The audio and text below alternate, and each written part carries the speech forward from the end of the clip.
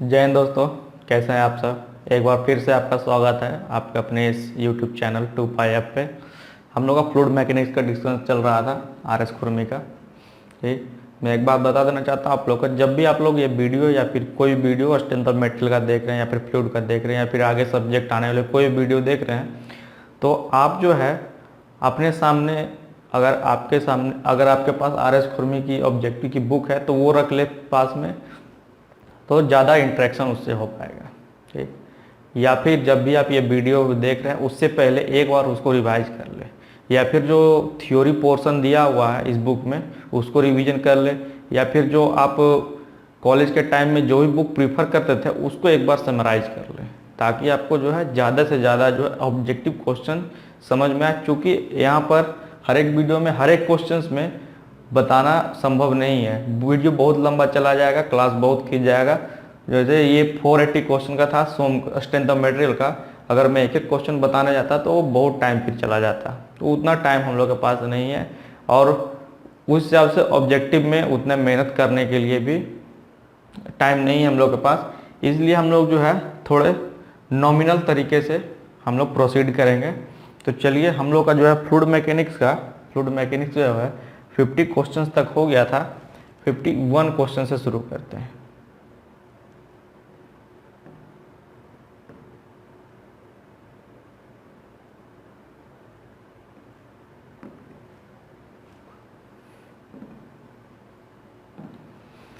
देखिए, मैंने आपको बोला था कि सबसे पहले मैं इसमें आपको बता दूंगा कि पीजियोमीटर क्या होता है, मैनोमीटर क्या होता है। ठीक, ये सब जो भी piezometer, manometer, U tube manometer, differential manometer जो भी है, सब जो है प्रेशर और चैनल में पाइप्स और चैनल में प्रेशर को मापने के काम में लाया जाता है। ठीक, तो चलिए देखते हैं पीजियोमीटर और मैनोमीटर क्या होता है।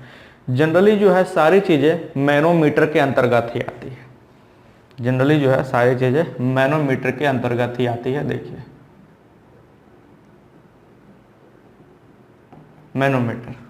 मैनोमीटर को दो भाग में क्लासिफाई किया गया है। यहाँ पे मैनोमीटर को दो भाग में यहाँ पे क्लासिफाई किया गया है।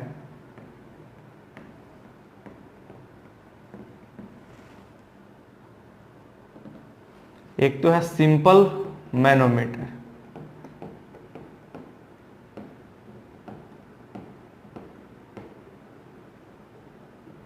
इसी को आप कह लीजिए पीजियोमीटर।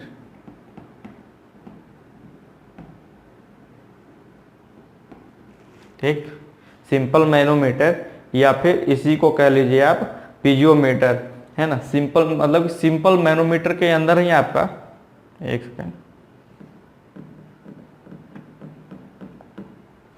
सिंपल मैनोमीटर के ही अंतर्गत आपका जो है पीजियोमीटर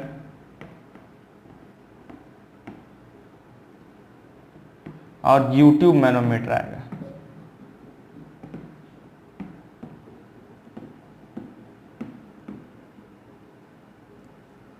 यूट्यूब मैनोमीटर। ठीक, मैनोमीटर के अंतर्गत सिंपल मैनोमीटर, उसके अंतर्गत जो आता है पीजियोमीटर और यूट्यूब मैनोमीटर है। एक और जो मैनोमीटर का जो जिसमें डिफ्रेंशिएट किया गया है, इसको हम लोग बोलते हैं डिफरेंशियल मैनोमीटर। उसको कहते हैं हम लोग डिफरेंशियल मैनोमीटर।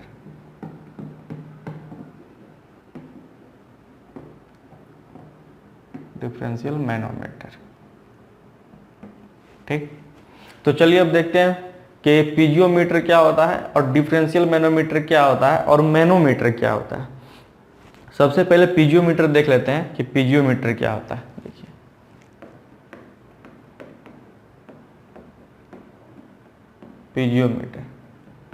पीजियोमीटर क्या है। पीजियोमीटर सिंपलेस्ट फॉर्म ऑफ मैनोमीटर है जो कि मॉडरेट प्रेशर मापने के काम में आता है। ठीक, मैं यहाँ पे लिख दे रहा हूं कि पीजियोमीटर क्या है, सिंपलेस्ट फॉर्म ऑफ मैनोमीटर है।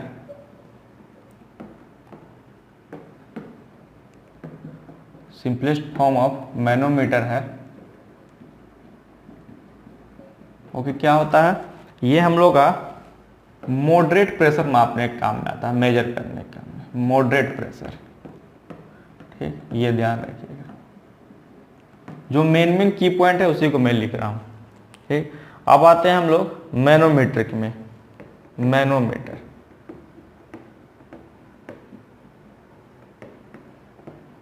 अब देखिए मैनोमीटर क्या क्या करता है, तो मैनोमीटर हाई प्रेशर मेजर करेगा, मैनोमीटर जो है हाई प्रेशर मेजर करेगा,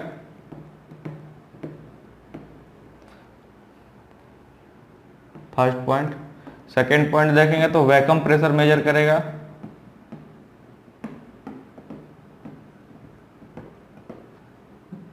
फर्स्ट। तीसरा जो है प्रेशर इन पाइप और चैनल मेजर करेगा, pressure in pipes and channel.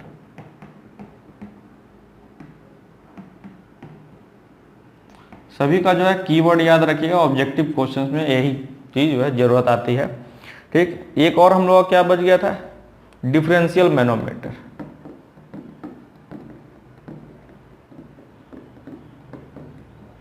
Differential manometer, ठीक। पीजियोमीटर क्या हो गया, सिंपलेस्ट फॉर्म ऑफ मैनोमीटर है जो कि मॉडरेट प्रेशर में मापने के काम में आएगा।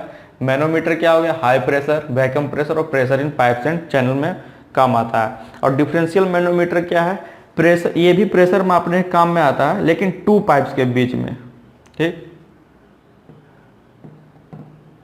मैं लिख दे रहा हूं, major pressure between two pipes, major pressure between two pipes. दो पाइप अलग अलग हो गए, वहां का अगर प्रेशर मापने बोलेगा तो वहां पर हम लोग डिफरेंशियल मैनोमीटर का यूज करेंगे, ठीक। अगर एक ही पाइप होगा या फिर चैनल होगा, वहां पर अगर बोलेगा कि हाई प्रेशर में मापना है तो मैनोमीटर का यूज करेंगे, या फिर वैक्यूम प्रेशर मापना है तो वहां हम लोग क्या करेंगे, मैनोमीटर का यूज करेंगे।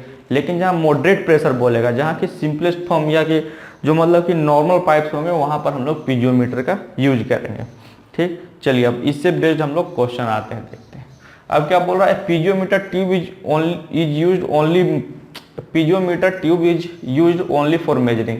पूछ रहा है क्या पीजियोमीटर ट्यूब को हम लोग किसके लिए मेजर करते हैं, तो मैंने अभी बताया पीजियोमीटर को हम लोग क्या करते हैं, तो मॉडरेट प्रेशर मापने के लिए काम में लाते हैं। सी नंबर जो करेक्ट उत्तर होगा। हाई प्रेशर वैक्यूम प्रेशर हम लोग किसके लिए है, तो मैनोमीटर के लिए। 51 नंबर, अच्छा 51 नंबर हो गया, सी नंबर था हम लोग का मॉडरेट प्रेशर। 52 बोला the liquid used in manometer should have, बोला जो लिक्विड यूज होता है मैनोमीटर में वो हम लोग का किस तरह का रहना चाहिए, तो हाई सरफेस टेंशन का रहना चाहिए। किस प्रकार का रहना चाहिए, हाई सरफेस टेंशन का रहना चाहिए। चूंकि हम लोग का ये हाई प्रेशर का मापता है, इसलिए इसमें जो है हम लोग का इसका जो सरफेस टेंशन रहना चाहिए वो हाई सरफेस टेंशन रहना चाहिए, ठीक। इससे आप याद रखें। 53 नंबर देखिए, a manometer is used to measure. Manometer is used to measure क्या बोल रहा है, एटमॉस्फेरिक प्रेशर, तो नहीं। Pressure in pipe and channel, तो हाँ प्रेशर इन पाइपिंग चैनल पढ़े थे हम लोग कि इससे हम लोग pressure in pipes and channel measure कर सकते हैं। प्रेशर इन वेंचुरीमीटर, तो वो वेंचुरीमीटर तो खुद एक डिवाइस है। और difference of pressure between two points in a pipe, तो इस चीज को हम लोग किससे मापेंगे, इस चीज को हम लोग डिफरेंशियल मैनोमीटर से मापते हैं। डिफरेंशियल मैनोमीटर, जो कि मैंने आपको पहले बता दिया है, ठीक। आइए 54 बोल रहा है manometer is used to measure, manometer is used to measure, बोल रहा है low pressure, moderate pressure, atmospheric pressure, high pressure. तो मैंने बताया है हाई प्रेशर को मेजर करने के लिए हम लोग मैनोमीटर का यूज करेंगे, मॉडरेट प्रेशर मापने के लिए हम लोग पीजियोमीटर का यूज करेंगे। आइए नेक्स्ट, बोल रहा है manometer can be use to measure vacuum pressure. Yes, यही तो है हम लोग का वैक्यूम प्रेशर जो हम लोग मेजर कर सकते हैं, उसका डिवाइस का नाम क्या है, मैनोमीटर। पीजियोमीटर से इसको हम लोग नहीं माप सकते हैं। और differential manometer is used to, मैंने बताया पहले, difference of pressure between two pipes in a different points in a pipe. 57 number देखिए, बोल रहा है the intensity of pressure on an immerse surface dash with the increase in depth, ठीक। बोल रहा है इंटेंसिटी ऑफ प्रेशर मैंने क्या था, P equal to W into H, बताया कि नहीं, P equal to W into H. इससे इस पे बेस्ड एक दो न्यूमेरिकल भी था छोटा छोटा, मैंने बताया था। तो H यही तो है कि डेप्थ, तो बोल रहा है क्या कि प्रेशर ऑफ इंटेंसिटी क्या होगा जब हम लोग डेप्थ को बढ़ाएंगे। तो जैसे हम देख रहे हैं डायरेक्टली प्रोपोर्शनल टू एच है, तो हम लोग क्या होगा, ये इंक्रीज ही करेगा, इसमें कोई दिक्कत नहीं। चलिए अब देखिए बोला the total pressure on horizontally emerge surface, यहाँ पे जो है 2-3 कंडीशन बनता है। इमर्ज सरफेस के केस में मतलब कोई बॉडी इमर्ज है, वर्टिकली इमर्ज है, हॉरिजॉन्टली इमर्ज है, कर्व्ड सरफेस है वो इमर्ज है, तो उस केस में जो है टोटल प्रेशर क्या होगा या फिर हाइट ऑफ डेप्थ उसका क्या होगा, उस कंडीशन में पहले हम लोग आइए देख लेते हैं तो आप लोगों को थोड़ा ये इजी हो जाएगा। चलिए देखिए, एक नया पेज लेकर बता देता हूँ। तीनों कंडीशन मैं एक साथ ले लूँ वो बढ़िया रहेगा। चलिए यहाँ पे ले लो हॉरिजॉन्टली इमर्ज सरफेस,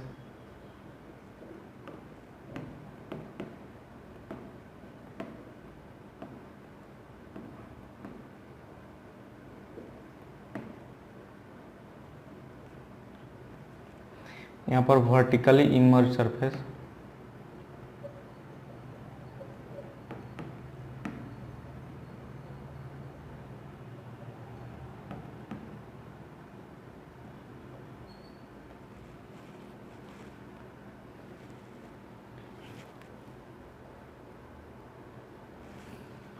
यहाँ पर इंक्लाइंड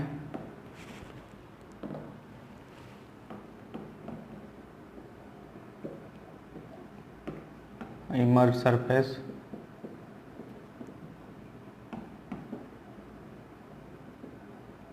यहाँ पर कर्व्ड इमर्ज सरफेस।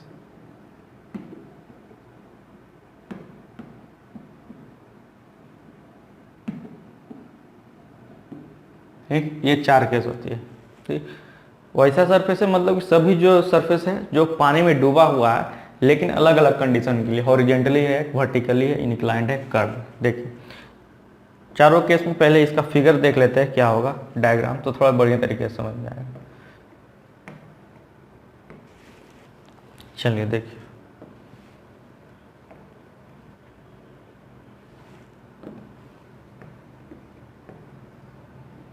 ये यहाँ पर इसका कहीं जी होगा सेंटर ऑफ ग्रेविटी, ये जो होगा ये होगा एक्स बार, ये जो है वाटर से सबमर्ज है। ठीक, इस केस में ये हॉरिजॉन्टली इमर्ज सरफेस का केस हो गया। वर्टिकली बोल रहा है, देखिए वर्टिकली भी देख लेते हैं, ये जी होगा, ये सी होगा। जी जो है हमेशा ऊपर लाई करेगा सबमर्ज बॉडी के केस में, ये वाटर लेवल है। ये जी के तो एक्स बार और सी से हम लोग का एच बार। ठीक, अगर इसमें देख लें इंक्लाइंड इमर्ज सरफेस में, तो इंक्लाइंड कुछ इस तरह रहेगा, ये जी रहेगा और नीचे सी रहेगा। चूंकि इंक्लाइंड है तो हम लोग को एक एंगल पर रहेगा, थीटा ले लेते हैं अगर। ठीक, तो ये जो हम लोग का एक्स बार हो जाएगा और ये हो जाएगा एच बार। ठीक, अगर बात किया जाए कर्व सरफेस इमर्ज सरफेस का, तो ये कर्व इमर्ज सरफेस है। इसमें क्या करते हैं, कोई एक टेंजेंट ले लीजिए, इसके थ्रू कोई एक टेंजेंट ले लीजिए और जो हम लोग का प्रेशर जो है अप्लाई करा P, इसका जो हॉरिजॉन्टल फोर्स और वर्टिकल फोर्स ले लीजिए, हॉरिजॉन्टल और वर्टिकल। ये हो जाएगा PH, ये हो जाएगा PV। ठीक, चलिए अब देखते हैं सभी का इक्वेशंस क्या क्या होगा। तो हॉरिजॉन्टली इमर्ज सरफेस में जो हम लोग का P निकल कर के आएगा प्रेशर ऑफ इंटेंसिटी, तो P इक्वल टू हो जाएगा हम लोग का WA एक्स बार, WA एक्स बार। जहां हम लोग का W क्या है, मैंने बताया था W, चूंकि स्मॉल w यूज कर रहे हैं यहाँ पे, तो स्मॉल w किसके लिए बताया था मैंने, तो स्पेसिफिक वेट के लिए। W जो है यहाँ पर स्पेसिफिक वेट के लिए, स्पेसिफिक वेट। ए क्या है, एरिया है, ए क्या है हम लोग का एरिया है, और एक्स बार क्या है यहाँ पर, एक्स बार जो हम लोग का depth of centre of gravity, depth of centre of gravity from emerge surface पे है। ठीक, ये तो केस हो गया हम लोग का हॉरिजॉन्टली इमर्ज सरफेस केस में। अगर वही बोले वर्टिकली इमर्ज सरफेस केस में क्या होगा, वर्टिकली इमर्ज सरफेस केस में क्या होगा, देखिए हम लोग का प्रेशर ऑफ इंटेंसिटी तो सेम रहने वाला है डब्ल्यू ए एक्स बार, उसके लिए कोई दिक्कत नहीं है। लेकिन जो है हम लोग का एच बार है, ये एच बार निकल करके आएगा। एच बार इक्वल टू हम लोग का होता है आई जी, मतलब moment of inertia by A X bar plus X bar. ये एक एक्स्ट्रा चीज यहाँ पर निकल के आता है वर्टिकल इमर्स सरफेस केस में इक्वेशन। ठीक, इंक्लाइंड के केस में अगर बात करें, तो P तो हम लोग का वही सेम रहेगा, सभी केस में जो है प्रेशर ऑफ इंटेंसिटी सेम रहेगा, लेकिन जो H बार जो है वही वेरी करता है। तो यहाँ पे जो H बार होगा, चूंकि यहाँ थीटा है तो I G sine square theta by A X bar plus X bar. ये केस जो है हम लोग का इंक्लाइंड इमर्स सरफेस केस में होगा। ठीक, और ये जो लास्ट है हम लोग का कर्व्ड इमर्स सरफेस, उसका भी देख लेते हैं। आइए, इसमें जो है हम लोग का प्रेशर ऑफ इंटेंसिटी जो हो जाएगा अंडर रूट हॉरिजेंटल का स्क्वायर प्रेशर का प्लस वर्टिकल का। चूंकि इसमें हॉरिजेंटली और वर्टिकली दोनों अलग लग रहा है, तो दोनों का जो रिजल्टेंट होगा वही हम लोग का प्रेशर ऑफ इंटेंसिटी होगा। अगर यहाँ थीटा निकालने बोलेगा तो tan theta equal to P V upon P H, P V upon P H. यहाँ पे थीटा अगर निकालिएगा तो tan inverse P V by P H हो जाएगा। अगर यहाँ पर आपको थीटा ही निकालना है, थीटा, तो थीटा इक्वल टू हम लोग का जाएगा tan inverse P V upon P H. तो ये चार केस था हम लोग का, ये चार केस था टोटल प्रेशर और सेंटर ऑफ प्रेशर निकालने का। ठीक, हमेशा यहाँ पे ध्यान दीजिएगा, जो फिगर मैंने बताया उस पर भी ध्यान दीजिएगा। ये जी और सी, जी ऊपर ला कर रहा है हमेशा इमर्स सरफेस केस में सेंटर ऑफ ग्रेविटी के तुलना में। ठीक, इसका मतलब है सेंटर ऑफ ग्रेविटी नीचे रहेगा, जी हमेशा जो है ऊपर रहेगा। चलिए अब इस पे बेस्ड जो क्वेश्चन है वो देखते हैं। देखिए 58 नंबर जो क्वेश्चन जो बोल रहा था total pressure on horizontally immerse surface, तो हॉरिजेंटली इमर्स सरफेस पे जो मैंने बताया है immerse surface pressure W A X bar. आइए नेक्स्ट, इसको अगर चार्ट को स्क्रीनशॉट लेना तो ले लीजिए, कोई दिक्कत नहीं। 59 number, the total pressure on an immerse surface inclined at an angle theta. मैंने अभी बताया टोटल प्रेशर कभी चेंज नहीं होगा, या तो वो हॉरिजेंटल में हो, इंक्लाइंड में हो, कर्व में हो, उसके लिए हमको कोई दिक्कत नहीं, तो डब्ल्यू एक्स बार होगा। क्या बोला, the point eight which the resultant pressure on an immerse surface acts. बोल रहा है कि वैसा पॉइंट जहां पे रिजल्टेंट प्रेशर जो है कोई भी इमर्स सरफेस में एक्ट कर रहा है, तो हम लोग उसको क्या कहते थे, है ना। हम लोग क्या वहां पे देख रहे थे कि उसको क्या बोल रहे थे, तो यहाँ पे चार ऑप्शन दिया, centre of gravity, centre of depth, centre of pressure और सेंटर ऑफ इमर्स सरफेस। ठीक, तो यहाँ पे जो हम लोग का उत्तर हो जाएगा, आंसर जो हो जाएगा सेंटर ऑफ प्रेशर हो जाएगा, C number centre of pressure. देखिए 61 नंबर क्या बोला था, centre of pressure at dash the centre of gravity of immerse surface. हम लोगों ने क्या बार बार देख रहा था, ऊपर जी था नीचे सी था। सी जो है सेंटर ऑफ प्रेशर जो है पूछ रहा है, सेंटर ऑफ ग्रेविटी से कहाँ है, तो बिलो था हम लोग का, तो सी नंबर हो जाएगा इजी तरीके से। अब बोला the depth of centre of pressure H bar for a vertically image surface from the, तो वर्टिकली इमेज सरफेस के लिए हम लोग ने, मैंने क्या बताया था, आई जी अपॉन ए एक्स बार प्लस एक्स बार। देख लीजिए किसमें, सी नंबर हम लोग करेक्ट हो जाएगा।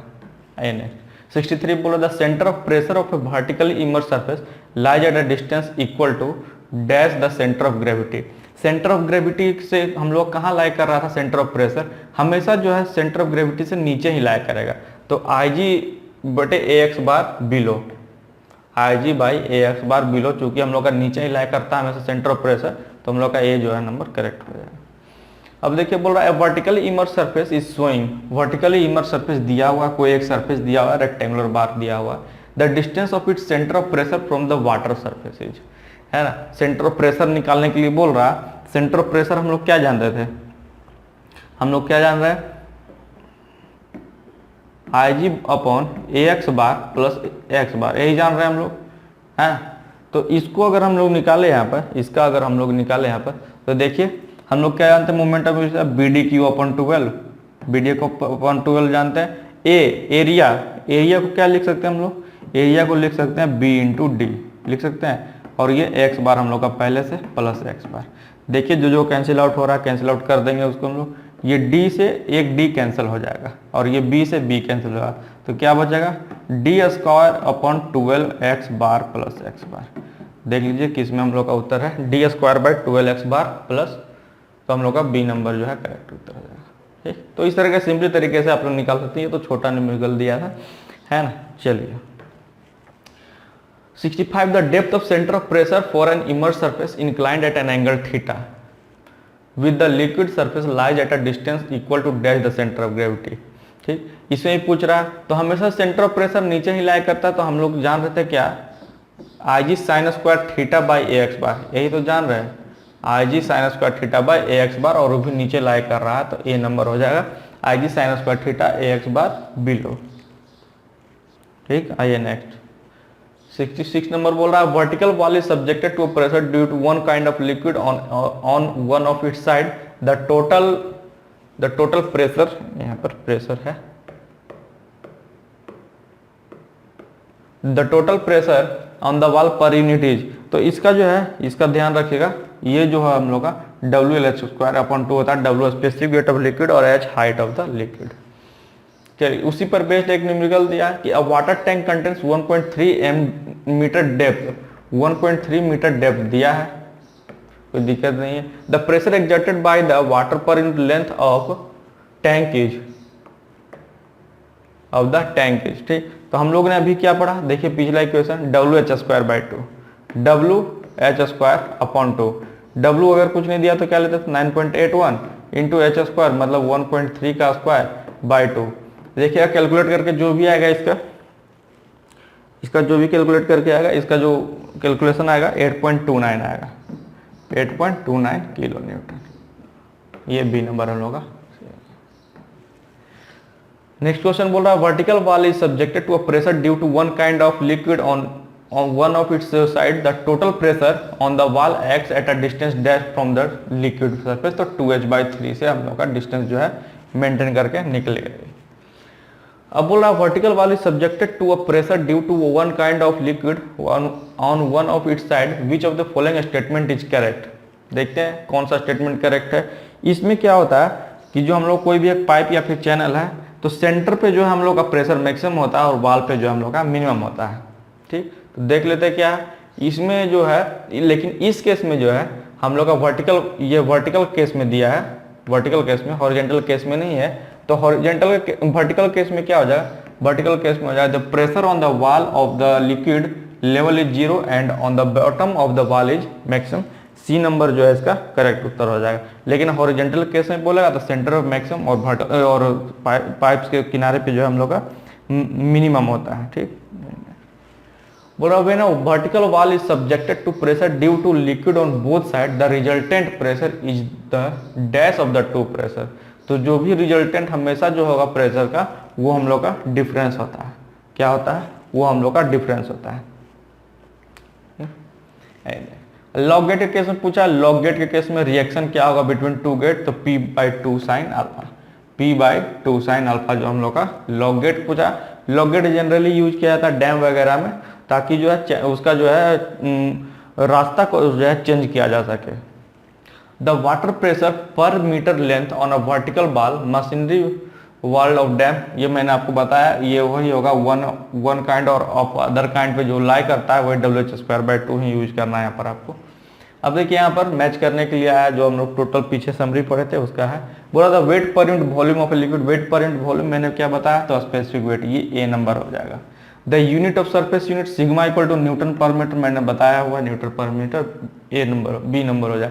द यूनिट ऑफ प्रेशर सभी जानते हैं, newton per metre square, force by area.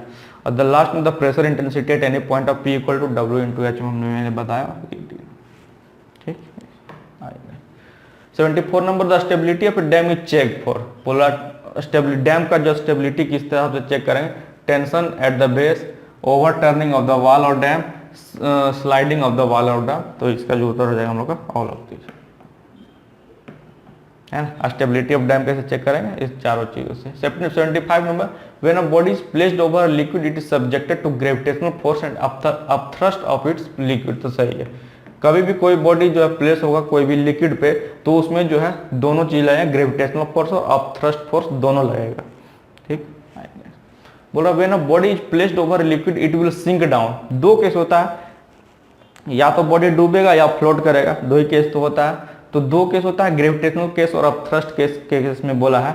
तो यदि हम लोग का ग्रेविटेशनल फोर्स जो है, हम लोग का जो है ग्रेविटेशनल फोर्स जो है हम लोग का अगर ज्यादा होगा अपथ्रस्ट फोर्स से, तो इस कंडीशन में जो हम लोग का बॉडी सिंक कर जाएगा, क्योंकि ग्रेविटेशनल फोर्स ज़्यादा है, नीचे ढकेलेगा।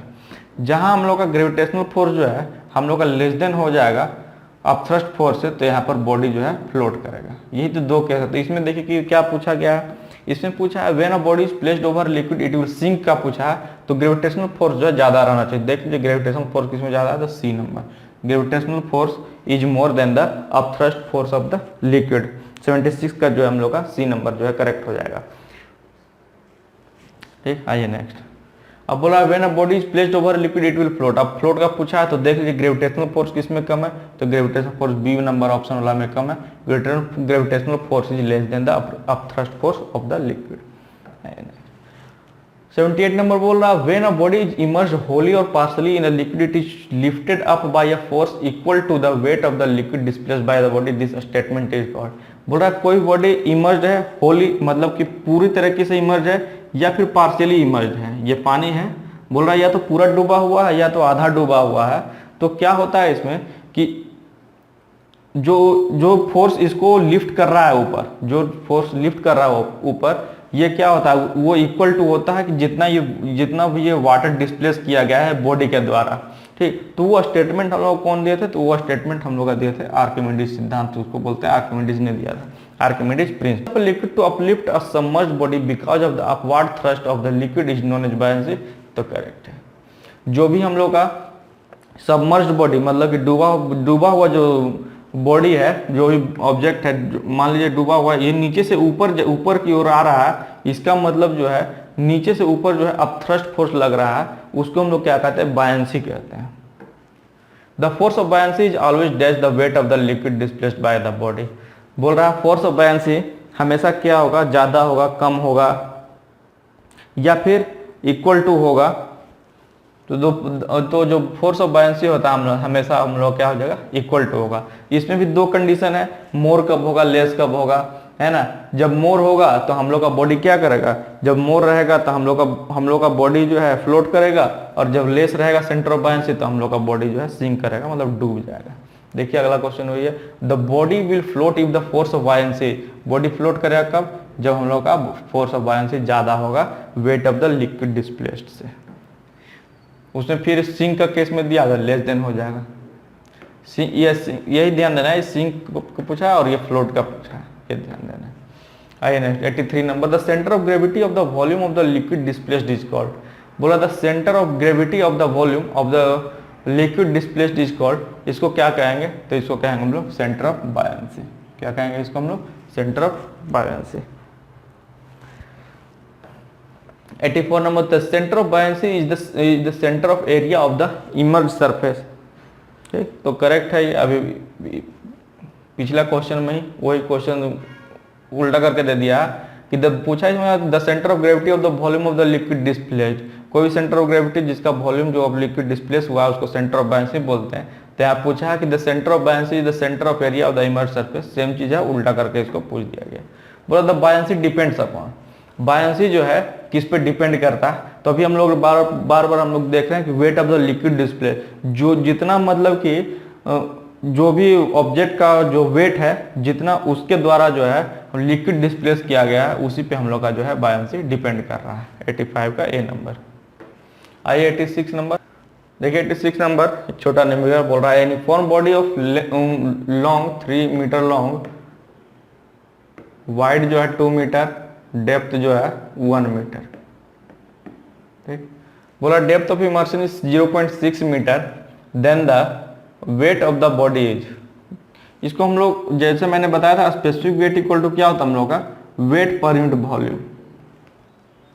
यहाँ पे क्या कीजिए, ये 0.6 को यहाँ पर रखिए इक्वल टू वेट हम लोग का वही रहेगा, ये तो निकालना ही है, और वॉल्यूम क्या आ जाएगा हम लोग का 3 × 2 × 1, 3 × 2 × 1, चूंकि इमर्ज फ्लोट्स कर रहा है तो इसको जो हम लोग 9.81 से मल्टीप्लाई कर दें तो जो W निकल करके आएगा हम लोग का वो आएगा हम लोग का 35.3 किलो न्यूटन।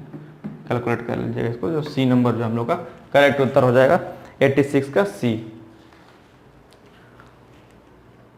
आइए नेक्स्ट, बोला when a body floating in a liquid is given a small angular distance it start oscillating at a point known as. देखिए क्या बोल रहा है, कोई एक बॉडी है हम लोग का, कोई एक बॉडी है, ये इस तरह से रहता है, ये हम लोग का सेंटर ऑफ ग्रेविटी जो है G। अगर बोल रहा है क्या कि एक एंगुलर डिस्प्लेसमेंट दिया जाए तो हम लोग क्या हो जाएगा, एक एंगुलर डिस्प्लेसमेंट, ये पानी से भरा हुआ है, ये पानी से भरा हुआ, तो क्या होगा, ये हम लोग का जिस पॉइंट से बोल रहा है जो एक्सीलरेट कर रहा है ये है ना, ये हम लोग का ये यहाँ पे चला आएगा, यहाँ पे अगर बी लिख देते हैं तो वो बी ऑन हो जाएगा। तो बोल रहा है कि अगर इसमें एंगुलर डिस्प्लेसमेंट दे, यहाँ पर एंगुलर डिस्प्लेसमेंट दे थोड़ा सा, तो क्या होगा, ये मतलब कि अपने ही एक्सिस पे घूमना शुरू कर देता है हल्का, तो उसको हम लोग क्या करते हैं, इसको हम लोग उस पॉइंट को क्या कहते हैं, मेटा सेंटर कहते हैं, उस पॉइंट को क्या कहते हैं, मेटा सेंटर कहते हैं। और जो हाइट जो हम लोग का अटेन होता है वो मेटासेंट्रिक हाइट कहलाता है।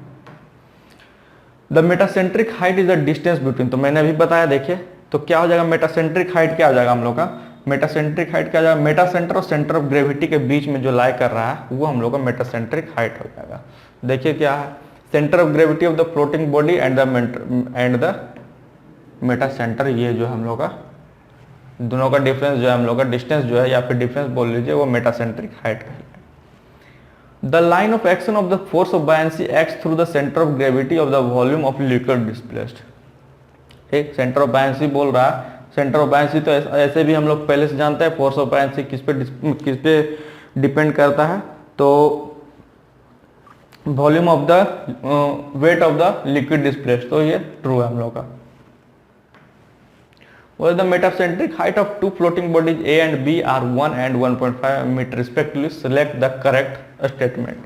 ठीक, जिसका भी मेटासेंट्रिक हाइट जो है ज़्यादा रहेगा, जैसे A बॉडी का हम लोग का 1 मीटर है और B का जो है हम लोग का 1.5 मीटर है, तो जिसका मेटासेंट्रिक हाइट हम लोग का ज़्यादा रहेगा वो बॉडी ज़्यादा स्टेबल रहेगा। कहने का मतलब है the body A is more stable than body A। Next है, if a body floating in a liquid return back to its original position when a given angular displacement the body is said to be. देखिए 3 condition यहाँ पर होता है, जो यहाँ 3 neutral, stable और unstable, 3 condition होता है। मान लेते हैं इसको इस तरह से समझाता हूं मैं, ये 3 चीजें हैं। अगर यहाँ पर कोई बॉडी हम लोग का रखा हुआ है यहाँ पर, ठीक, फर्स्ट कंडीशन क्या होता है, अगर इसको थोड़ा एंगुलर डिस्प्लेसमेंट दे तो क्या हो जाता है, यहाँ तो जाता है लेकिन फिर वापस यहीं चला आता है, मतलब अपना ओरिजिनल पोजीशन पे वापस चला आता है, तो उसको हम लोग बोलते हैं स्टेबल इक्विलिब्रियम। ठीक, मतलब छोटा सा एक एंगुलर डिस्प्लेसमेंट दे रहे हैं, यहाँ तो जा रहा है लेकिन फिर वो ओरिजिनल पोजीशन पे वापस आ जा रहा है। अनस्टेबल क्या होता है, एंगुलर डिस्प्लेसमेंट दिए हल्का सा, लेकिन ये जो है वापस नहीं आया या फिर कहीं चला गया, तो ये हो गया हम लोग का अनस्टेबल। और न्यूट्रल पोजीशन क्या होगा, न्यूट्रल पोजीशन हो गया क्या कि एंगुलर डिस्प्लेसमेंट दिए तो ये जो है ये यहाँ पे चला गया, वे वापस नहीं आया, लेकिन यही पोजीशन को हमेशा ही अटेन करके रह गया, मतलब न्यू पोजीशन ये कैप्चर कर लिया, तो ये इसको हम लोग बोलते हैं न्यूट्रल इक्विलिब्रियम। तो ये, तो इसमें क्या बोल रहा है, if a body floating in liquid returns back to its original position when given a small angular displacement the body is said to be, return back कर जाएगा तो स्टेबल इक्विलिब्रियम हो जाएगा हम लोग का B number. If a body floating in a liquid does not return back to its original position and heals further a step when given a smaller displacement, the body is said to be in neutral position। बोल रहा return back नहीं आ रहा, return back नहीं आ रहा, और क्या कर रहा है, ये मतलब कि आगे बढ़ते जा रहा है, ये मतलब कि नया जो है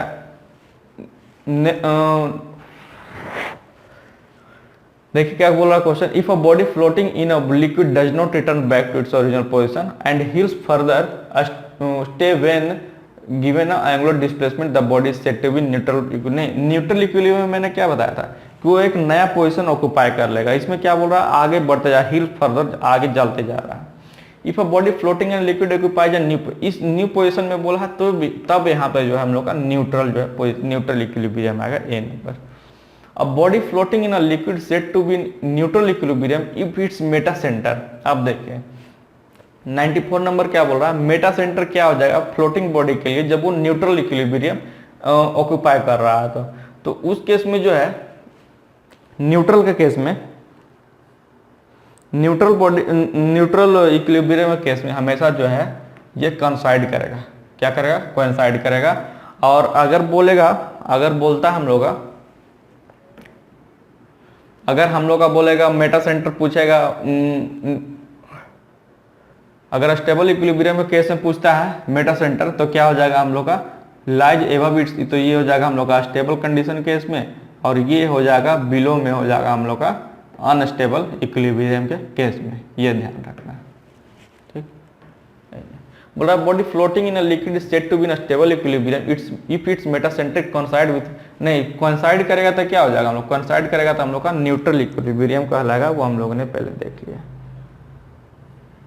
ठीक, a body floating 96 number, a body floating in a liquid is said to be not in equilibrium, its metacenter lies below its center of gravity। हाँ तो एग्री है ना, इक्विलिब्रियम में नहीं होगा तो हम लोग का नीचे लाई करेगा। बोला submerged body is said to be in stable equilibrium, stable equilibrium मैंने कहा था if it centre of gravity lies below होगा या फिर centre of buoyancy, centre of stable equilibrium में सेंटर ऑफ बायंसी के नीचे होगा हम लोग का क्या बोलता है सेंटर ऑफ ग्रेविटी। ठीक, ये स्टेबल इक्विलिब्रियम का केस है, ये स्टेबल इक्विलिब्रियम का केस है। अनस्टेबल केस में, unstable case centre of gravity जो है ऊपर रहेगा बायंसी केस में, अनस्टेबल केस में। ठीक, अनस्टेबल तो यहाँ पर लाइज बिलो हो जाएगा। 97 का बी नंबर। ले 2-3 क्वेश्चन और देख लेते हैं। 98 नंबर बोला टाइम ऑफ ऑसिलेशन बोल रहा पूछ रहा बॉडी का, टाइम ऑफ ऑसिलेशन होता है 2 पाई अंडर रूट के स्क्वायर अपॉन एच इंटू जी। देख लीजिए किस में है, फर्स्ट नंबर ए नंबर जो हम लोग करेक्ट उत्तर हो जाएगा इसका 2 पाई अंडर रूट के स्क्वायर अपॉन 2g। यहाँ पर क्या radius of gyration of the following body about its centre of gravity, और एच जो है metacentric height of the floating body. 99 number बोला the metacentric height of a ship is 0.6 metre and the radius of gyration is 4 metre, the time is, तो उससे निकाल लीजिए। अब मैंने t equal to 2 pi under root के square upon H into जी, यहाँ से निकल जाएगा, सिर्फ वैल्यू पुट कर देना। 2 pi under root radius of gyration दिया हुआ 4 मीटर, हाइट दिया हुआ शिप का 0.6, यहाँ पर 9.81 यूज कर लीजिए, कैलकुलेट कर लीजिएगा। इसका जो आंसर है हम लोग का 99 का 10.4 सेकेंड, 10.4 सेकेंड, ये हम लोग का सी नंबर जो है करेक्ट आंसर है। 100 नंबर आज का लास्ट क्वेश्चन देख लेते हैं आप। The quantity of a liquid flowing per second through a section of a pipe और a channel is called discharge and is measured in cumecs, मतलब मीटर क्यूब पर सेकेंड, तो सही है। ये फ्लोइंग लिक्विड फ्लो का हम लोग अगले सेक्शन में हम लोग अगले वीडियो में अच्छे तरीके से देखेंगे। आज के लिए इतना ही रखते हैं। ठीक, बाकी जो है आप लोग मेहनत करते रहें, हार नहीं मानना है, बाकी वैकेंसियाँ बहुत आने वाली है तो टेक्निकल पे ज़्यादा ध्यान दें। बाकी टेक्निकल एग्जाम के लिए अगर आप लोग देखें कोई भी जैसे SAIL well DRDO RRB JE निकलती है तो उसके लिए आपको जो है सबसे पहले नॉन टेक भी मजबूत करना पड़ेगा, जो मैथ रीजनिंग GK GS है ना, तो उसको भी साथ साथ में लेकर के पढ़ते रहें। और टेक्निकल तो उसके बाद का पेपर है, टेक्निकल पर भी ध्यान देते रहें, नहीं तो क्या होता है नॉन टेक का पेपर हो जाता है, अगर उसमें क्वालिफाई कर देते तो उसमें फिर ज़्यादा दिन का गैपिंग नहीं देता, ज़्यादा 15-20 दिन, बहुत मैक्सिमम दिया तो 1 मंथ का दिया, इसलिए जो टेक्निकल भी आपको साथ साथ में लेकर के चलना पड़ेगा। ठीक, तो आज के लिए इतना ही रखते हैं, धन्यवाद।